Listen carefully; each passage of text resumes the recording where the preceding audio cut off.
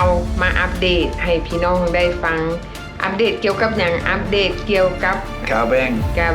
กับเน่งแย่งเนาะสองคนที่เขาได้ประกาศออกไปนั่นว่าตามหาญาติพี่น้องแต่ว่าหนึ่งในนั่นก็มีผู้ใหญ่ใจดีฮัลโหลสบายดีทุกคนสบายดีแม่บ้านสบายดีไอ้วุ่นสบายดี FC ทั้งภายในและต่างประเทศเนาะพี่น้องเนาะมื้อนี้เขาก็มีข่าวมาอัปเดตให้พี่น้องได้ฟังอัปเดตเกี่ยวกับอย่างอัปเดตเกี่ยวกับกาแว่งกับเน่งแย่งเนาะสองคนที่เขาได้ประกาศออกไปนั่นว่าตามหาญาติพี่น้องแต่ว่าหนึ่งในนั่นก็มีผู้ใหญ่ใจดีมาประกันเอาแล้วแต่ว่าผู้ใหญ่ใจดีนั่นบ่แม่นพี่น้องเราได้เนาะผู้ใหญ่ใจดีนั่นมารับประกันเอากาย่างแม่นแต่เรือนิ่งแย่งมาประกันเอาผู้หญิงแต่ว่าผู้ชายยังอยู่ในศูนย์กักตัวชั่วคราวแต่ว่าเฮาก็แชร์ไปเรื่อยๆพี่น้องคลิปที่ตามหาพี่น้องนิ่งแย่งกับข่าวว่างเพราะว่าเฮาต้องการให้เราพบพี่น้องเราแม่นเนาะถึงว่ากาย่างเราสิมีผู้ใหญ่ใจดีประกันตัวออกไปแล้วไปอยู่นำชั่วคราวแต่ว่าเราก็ยังซอกหาพี่น้องเพื่อสิได้ไปอยู่กับญาติพี่น้องเนาะอันนี้เป็นเพิ่นมารับประกันเอาไปอยู่นำแบบชั่วคราวอันนี้ก็เป็นข่าวดีข่าวนึงที่แบบว่าคนลาวเฮาเพิ่นบ่ทิ่มกันเนาะบ่แม่นพี่น้องเพิ่นก็เอาไปอยู่นำซะก่อนเพราะว่าย้อนความอีตนสงสารว่าบ่มีพี่มีน้องอันนี้ก็แม่นคนลาวเฮาลาวซอยลาวแต่ว่ายังเหลือแต่ลุงนิ่งแย่งเนาะเรายังอยู่ในศูนย์กักตัวถ้าหากว่าผู้ใดมีน้ำใจก็ซอยแชร์คลิปออกไปเนาะเพื่อจะได้ให้ข่าวนี้ไปฮอดไปถึงพี่น้องของเพิ่นบ่ว่าทั้งอยู่ลาวหรือว่าอยู่อเมริกาน่ะพี่น้องเฮาลืมบอก FC ได้นี่เข้ามาแต่ละคนนี่ขอกดไลค์แต่ละคนเนาะพี่น้องเข้ามาแล้วเพื่อเป็นกำลังใจเรียกว่ากดไลค์กดแชร์เข้ามาลดพี่น้องกดไลค์อันนี้สำหรับเพื่อกำลังใจพวกเขาแม่เนาะถ้าหากว่าผู้ใดมากก็กดไลค์ถือใจกดแชร์เนาะพี่น้องเป็นกำลังใจให้แม่บ้านกับอุนีเท็กซัสเด้อพี่น้องบางเทื่อแบบว่าพ่อลุงแม่ป้าหรือว่ารุ่นพ่อรุ่นแม่เพิ่นว่าโอ้ยอยากกดไลค์ให้พวกลูกสิกดอยู่ไสกดอันน่ะอยู่หน้าจอเนาะซ้ายมือกดโฮมยกโป้เนาะคลิกเข้าไปยกโป้แนวนี้เนาะติ้งเข้าไปอันนี้แม่นกดไลค์ให้แล้วเนาะพี่น้องเป็นกำลังใจให้สำหรับFC ใหม่เด้สำหรับ FC ที่เข้ามาใหม่ๆเนาะผู้ใดที่หาก็เข้ามาติดตามถ้าหากว่าอยากติดตามคลิปใหม่ๆคลิปดีๆของพวกเฮาก็กดกระดิ่งอยู่ทางขวามือเนาะติ๊งๆถ้าหากว่าเฮาอัปเดตคลิปใหม่ๆขึ้นมาแต่ละมือเนาะคลิปนั่นก็จะโซติ้งขึ้นมาถึงหน้าจอให้ฮู้โลด subscribe แม่ notify กับ subscribe มัน2อย่างเนาะพี่น้องเนาะอันนี้เฮาก็ฝากไว้เป็นกำลังใจให้กันเนาะเป็นคลิปดีๆที่ออกมาให้ทุกคนได้เห็นก็ถือว่าเป็นกำลังใจให้กันแต่ว่าเฮาก็สิมาเว้าเรื่องว่าหลายๆคนที่ถือทรงไปเมืองลาวก็บ่ต้องน้อยเนื้อต่ำใจว่าโอ้ได้ถือทรงเมืองลาวอันนี้ก็ถือว่าเป็นการเริ่มต้นชีวิตใหม่ถามว่าเสียใจบ่ก็เสียใจแต่ว่าให้เฮาคิดว่ามันเป็นการจากเป็นบ่แม่นการจากตายมันก็เป็นโชคชะตาชีวิตของเฮาที่มันถูกลิขิตมาแล้วบ่นึกบ่ฝันว่าเพียงชั่วพริบตาเนาะเฮาแบบว่ากระพริบตาบาดเดียวแล้วตื่นขึ้นมาโอ้ยฮอดเมืองลาวแล้วนะแต่ว่าหลายคนที่ไปอยู่เมืองลาวแล้วก็ประสบผลสำเร็จก็มีให้เฮาเห็นยกตัวอย่างคือไอ้คำที่เราไปอยู่หั่นเนาะเคนคำก็หลายๆคนก็อาจจะเห็นคลิปวิดีโอที่เราได้โพสต์ออกไปด้วยคลิปของเราเองหรือว่าช่องอุนีเท็กซัสที่เฮาได้ไปสัมผัสกับชีวิตของเราว่าเราอยู่จังใดกินจังใดเฮาเป็นคนแรกที่ไปสัมผัสไปยามเราหลังจากเราไปส่งไปบางประเทศลาวเนาะเฮาก็ได้มีโอกาสได้ไปยามลาวเพราะฉะนั้นเฮาก็เลยเผยแพร่ว่าเราอยู่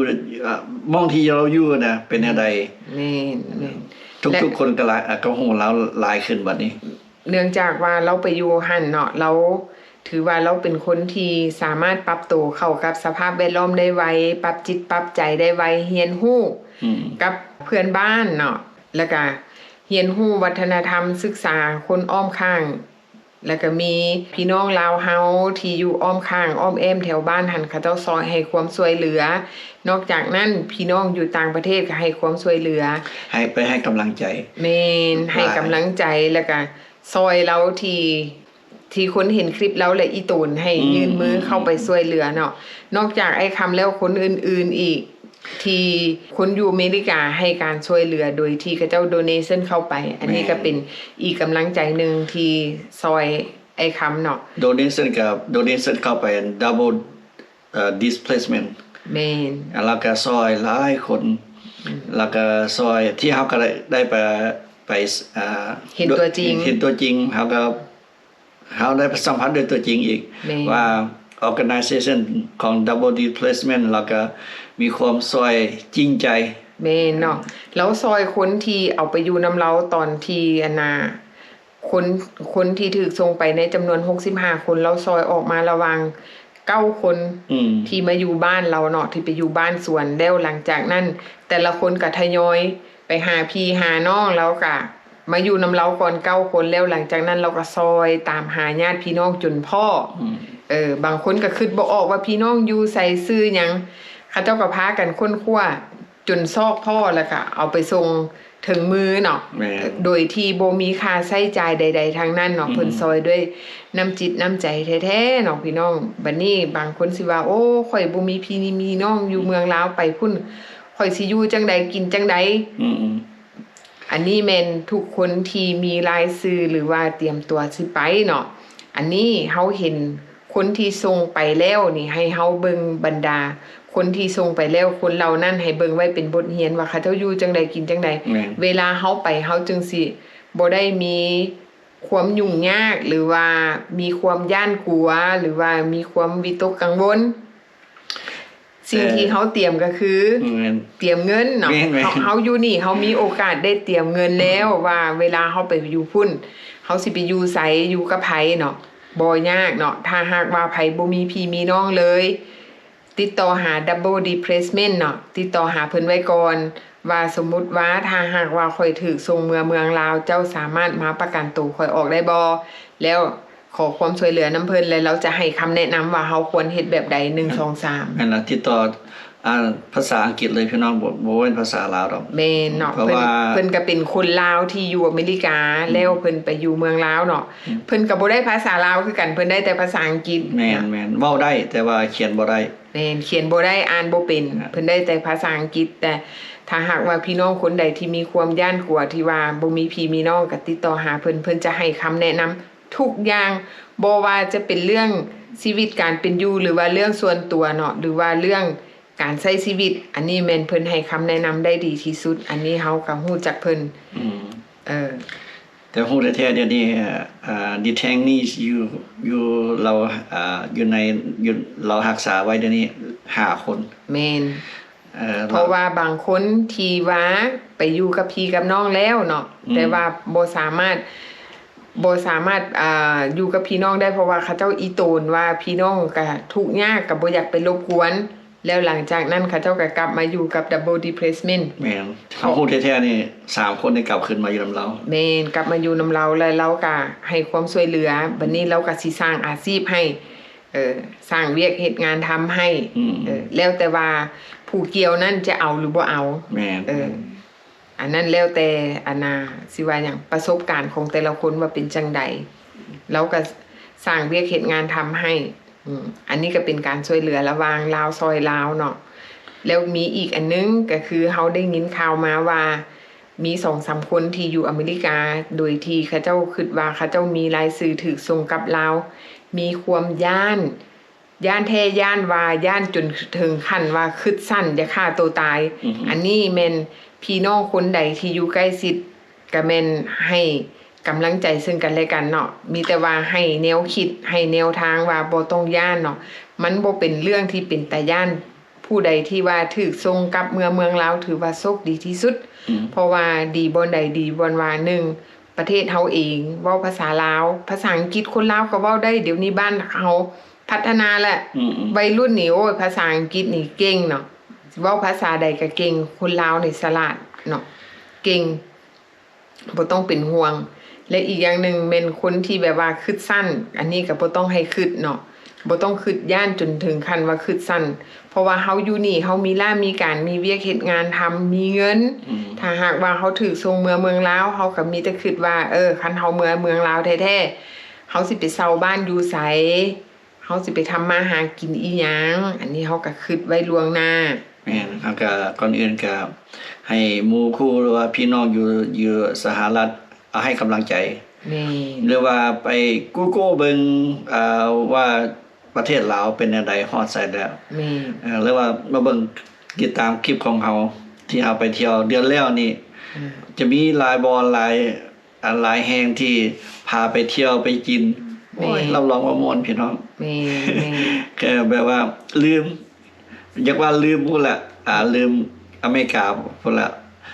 เพราะว่าอยู่ประเทศลาวก็พัฒนาหลายแล้วแม่ก็ซ้ำว่ามองอยู่มองกินมองช้อปปิ้งก็สะดวกสบายเทียบเท่าสากลแล้วเนาะแม่นอยากว่าปานนั้นพุ่นละแม่นขอเพียงอย่างเดียวมีเงินหลายๆเนาะเพราะว่าอยู่ใส่คันบ่มีเงินมันก็อยู่ยากเนาะอันนี้เฮาก็ไปเริ่มต้นชีวิตใหม่คันสมมุติว่าผู้ใดมีพี่มีน้องมีครอบมีครัวถูกส่งเมืองลาวอันนี้แม่นแนะนำว่าไปซะก่อนเนาะบอกได้ว่าอาหารจานนึงเริ่มได้ระหว่าง$50เนาะแม่นจานมันคือว่าถ้วยกับเปียกนี่ใช่นะ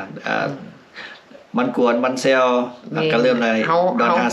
เฮาอยู่แบบประหยัดคือสมมุติว่าเฮาไปเช่าบ้านเดือนนึง300แล้วเฮาก็ไปกินอยู่แบบประหยัดยกตัวอย่างคือไอ้คำเนาะเราโชคดีที่เราไปอยู่บ้านไปเช่าบ้านอยู่บ้านก็ถือว่าปีนึง300เราโชคดีได้ปีนึง300คันอยู่ในเมืองเดือนนึง300 500ถือว่าหรือว่าไผก็จะออกไปอยู่แถวเขตนอกอันนี้ก็ถือว่าสะดวกสบายเนาะไปอยู่แถวอยู่นำชุมชนอยู่เขตชนบทจังซี่เขตชนบทเดี๋ยวนี้เพิ่นก็ทันสมัยมีตลาดตะลีคือบอนให้ค้ำไปอยู่เนาะเพิ่นอยู่แถวทางงอนแม่นอยู่ว่าบ้านเราออกไปอยู่บอนซอกหลีกแต่ว่าย่างออกมาน้อยเดียวก็มาพ้อตลาดบักใหญ่ใกล้ตลาดใกล้หนทางใหญ่แบบแม่งไฮเวย์แม่งสตรีทว่าซั่นซะแม่นแม่นอยู่ทางเข้าไปบ้านเราอาจจะเป็นชุมชนแต่ว่าก็บ่ไกลออกจากทางใหญ่แม่นออกมาทางใหญ่เนาะมีรถเมล์ให้เราขึ้นรถไปการแล้วก็มีตลาดมีโรงหมออยู่ใกล้หั่นสะดวกสบายนะไปรษณีย์มีไปรษณีย์ว่าบ่อยู่บ่กินเบิดแม่นแล้วก็อีกอย่างนึงพี่น้องลาวเฮาเนาะใจดีพอแต่เห็นเฮาไปขอความช่วยเหลือเขาเจ้าก็ให้ความช่วยเหลือให้คำแนะนำดีเนาะพี่น้องแต่ก่อนอื่นเนาะให้เป็นปรับตัวเป็นคนตัวอย่างเป็นคนที่ดีตัวอย่างนำชุมชนชาวบ้านแถวนั้นก็วันนั้นเจ้าจะเป็นคนฮีโร่อยู่ในบ้านนั้นเลยแม่นอยู่ให้เพิ่นฮักหนีให้เพิ่นคืนฮอดเนาะพี่น้องเนาะอันนี้ถ้าหากว่าผู้ใดอุกใจหรือว่าผู้ใดมีความกังวลใจหรือว่ามีความย่านให้เบิ่งเค้นคำเป็นตัวอย่างแม่นก็มีหลายๆคนอยู่ที่แบบว่าเขาเจ้าไปแล้วเขาเจ้าก็ปรับตัวเข้ากับสภาพแวดล้อมมีเวียกเฮ็ดงานทำแต่ว่าบางคนเขาเจ้าก็บ่อยากออกมาจากออกมาในโลกโซเชียลมีเดียให้คนได้เห็นแต่ว่าไอ้คำนี่ถือว่าเราเป็นแบบอย่างที่ดีสำหรับคนที่ถูกส่งกลับเมืองลาวโดยที่ให้เห็นว่าการใช้ชีวิตของคนถูกส่งกลับโดยที่บ่มีพี่มีน้องนี่เอาตัวรอดแบบใด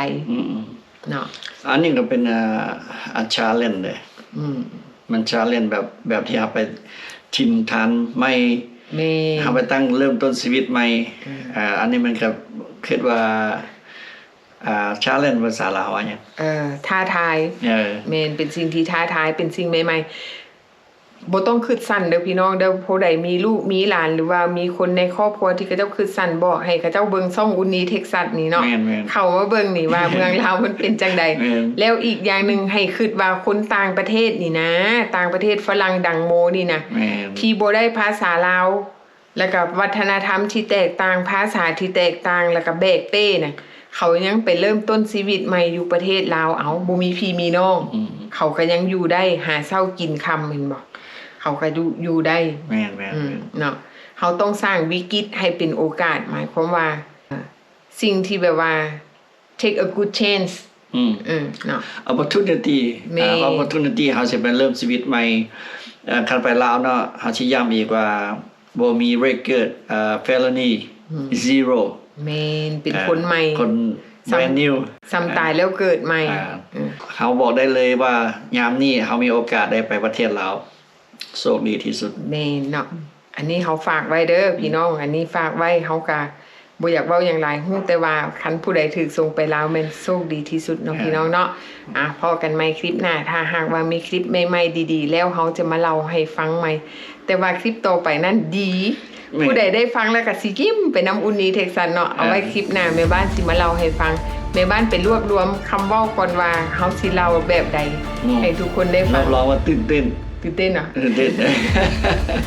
เว้าไปก่อนจังหน่อยพี่น้องสิบ่ตื่นเต้นเนาะแต่ว่าฟังแล้วก็ยิ้มไปนํกันแม่นๆครับเฮาฮู้เลยว่าตื่นเต้น